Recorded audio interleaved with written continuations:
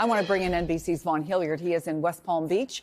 With me here in studio, New York Times reporter and MSNBC contributor Jeremy Peters. Okay, Vaughn, Trump isn't in office for more than a month yet, but in the meantime, he is always trying to command the spotlight. As I said, threatening enemies, trying to block some of what President Biden is trying to do before he leaves.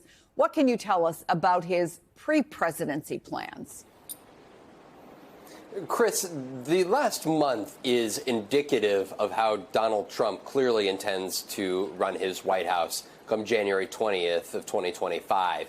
And despite being here at Mar-a-Lago over the course of the last month, he has been sending very clear signals on several different fronts about how he wants Washington to operate when he is in charge. And I think the last 24 hours are very representative of that. In one social media post, the president-elect making it very clear to members of the Republican Senate that while they are still in the minority, that they should not seek to come to any agreement with any Democrats while the government is still in session that would potentially allow Democrats to install a couple late judicial judges and add them to the bench, which would effectively break his own record that from his first administration of the record number of judicial nominees making their way to the bench. The Biden administration is on the cusp of doing exactly that. If a couple late nominees are able to get confirmed by the Democratic majority Senate here in the waning days of this session. I want to let you look at another social media post, though. Overnight at 3:30 a.m. this morning, Donald Trump sending a clear message to Liz Cheney, calling for a federal investigation and the potential prosecution for what he alleges to be federal crimes, saying that a report that came out from Republicans in the House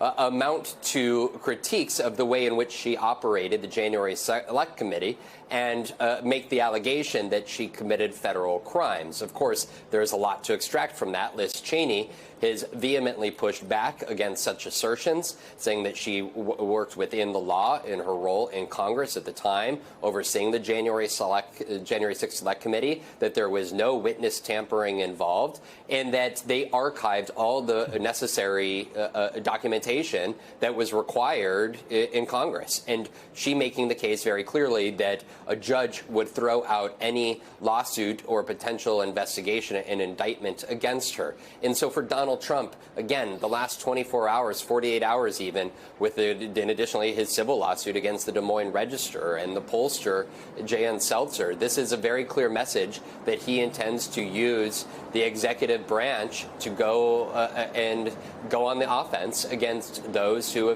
he believes have sought to undermine him politically, but also seek to use Congress and his allies within it to ensure that not only are its budget priorities enacted, but also to make sure that judges, conservative judges, are placed on the bench, and that here in these closing days, Republicans do what it takes to block any Democratic efforts to push any of their own priorities through. I also want to bring in Mark McKinnon, former advisor to George W. Bush and John McCain, creator of The Circus. Look, you know this, Mark. It's not easy for a lame duck president to break through under the best of circumstances. A lot harder when the person on the other side is Donald Trump. So what realistically do you think Joe Biden might be able to accomplish in these final days, whether it's pushing back against Trump, fighting for his own legacy, trying to find a way to peace in the Middle East? I mean, all of those pretty tough. Yeah, it is. It's remarkable. This is the first presidency where it really doesn't seem like there is a transition. It feels like Trump's already president. And that's not helped because Biden's, he's off in Africa, working on a railroad in Angola and rainforests. So, I mean, those are issues that are not particularly top of mind for American voters right now.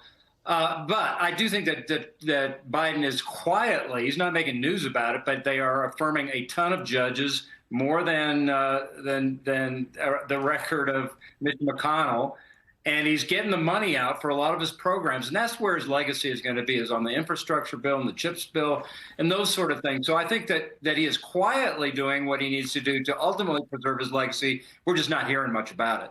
Yeah, Jeremy, in fact, there was an article in your paper today that explains Joe Biden's position this way. A traditionalist to his bones, Mr. Biden has opted for the grace and reticence he believes are befitting the departing president of a defeated party, even as incoming president threatens to imprison opponents and tries to instill conspiracy-minded acolytes in positions of power. So even while he's no longer explicitly criticizing Trump as a danger, I wonder, is there a message, whether it's fruitful or fruitless, that there is a right way to lead and a wrong way to lead? What could Joe Biden accomplish with this? Right. It can be kind of hard to remember that presidents did behave with a certain measure of grace and professionalism when offices got handed from one to the next. We didn't see that with Trump, who didn't even bother to show up at Biden's inauguration, and of course everything that preceded the inauguration that he did.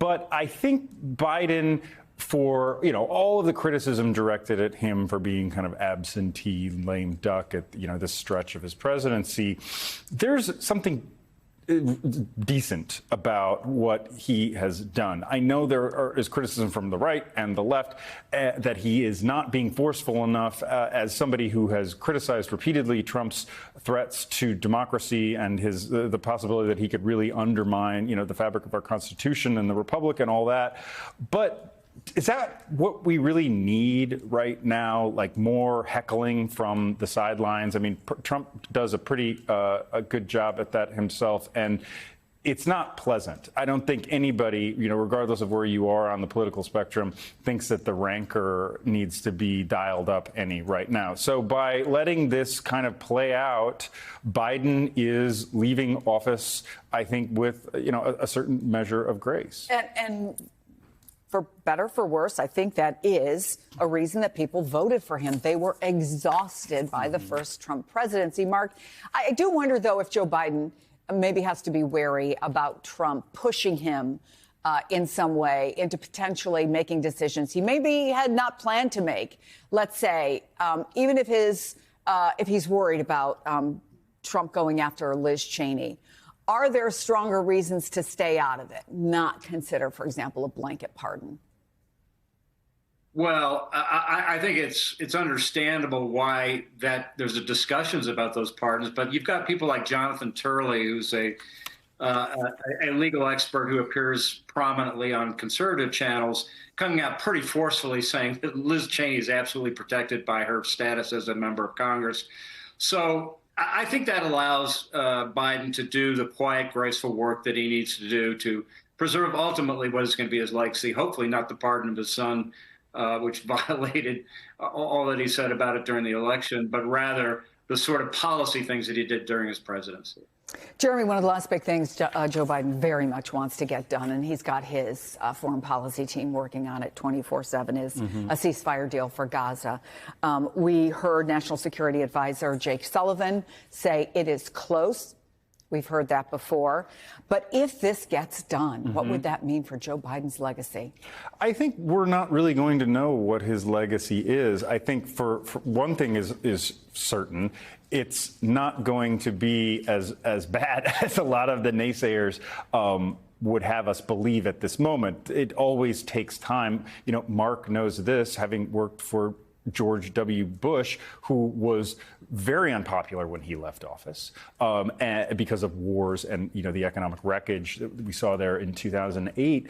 Now Bush is looked at much differently as a president in the pantheon of the U.S. presidency. And I think that we have a tendency to want to know what the answers are right now. I think you got to wait and let this play out a little bit. President Biden will be remembered as the president who did get the country out of the pandemic. There were an awful lot of economic uncertainties and tumult along the way there. But he did get a lot of big things done in Congress, being somebody who really understands the legislative process as, a decades-long senator and vice president. So I think the age and his decision to stay in the presidency, in the running for as long as he did when he could have gotten out earlier, will be question marks. But how much they overshadow the rest of his legacy, I think it's way too early for any of us to definitively say.